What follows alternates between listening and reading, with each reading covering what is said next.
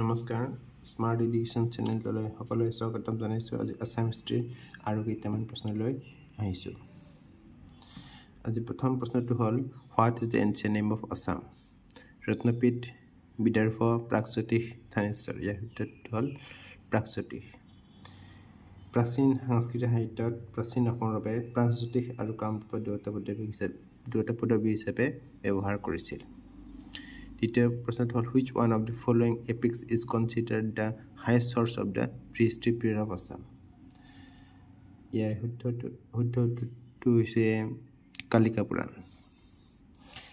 কালিকা পুৰাণ হৈছে হিন্দু ধৰ্মৰ ভক্তিবাদ পৰম্পৰাৰ 18টা সৰু পুৰাণৰ ভিতৰত এটা। তৃতীয় প্ৰশ্নটো the earliest historical dynasty of Assam was that of the Palla, Burmans, Narakas, Sola Stampa. ইয়াৰ শুদ্ধটো বৰ্মন। বৰ্মন ৰাজবংশ আছিল কামৰূপৰ ৰাজ্যৰ প্ৰথম ঐতিহাসিক ৰাজবংশ আৰু এইটো পুষ্প বৰ্মনে প্ৰতিষ্ঠা কৰিছিল। The history of Assam can be divided into dash eras. অসমৰ ইতিহাসক কিমানটা যুগত বিভক্ত কৰিব পাৰি? ইয়াৰে শুদ্ধটো হ'ল 4 eras. অসমৰ ইতিহাসক 4টা যুগত বিভক্ত কৰিব পাৰি। এইবোৰ হৈছে প্ৰাচীন অসম, মধ্যযুগীয় অসম, ঔপনিৱেশিক অসম আৰু ঔপনিৱেশিক পৰৱৰ্তী অসম।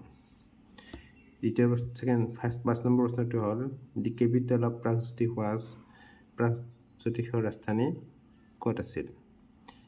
ইয়াৰে শুদ্ধটো হ'ল প্ৰাগজ্যোতিপুৰ। 6 নম্বৰ প্ৰশ্নটো লৈ আহিছোঁ who was the earliest king of the Pragjyotish?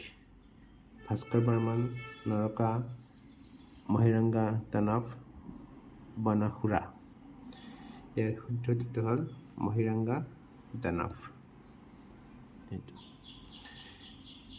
ইতিহাসৰ প্ৰাৰম্ভিক পৰ্যায়ত অসমক ইয়াৰ ৰাজধানী প্ৰাগজ্যোতিপুৰৰ সৈতে প্ৰাগজ্যোতিষ বুলি জনা গৈছিল আৰু প্ৰাগজ্যোতিষৰ আটাইতকৈ পুৰণি ৰজাজন আছিল মহিৰংগা দানৱ। এবাৰ 7 নম্বৰ প্ৰশ্নটো আহিছোঁ what was the dynasty of Mahiranga Danav? Mahiranga দানৱৰ বংশৰ নাম কি আছিল? ইয়াৰে শুদ্ধটো হ'ল দানৱ ডাইনেষ্টি। মহিৰংগা দানৱৰ দ্বাৰা স্থাপিত প্ৰাগজ্যোতিষৰ শাসকসকলক প্ৰথম কিংবদন্তি শাৰী আছিল দানভা ডাইনেষ্টি।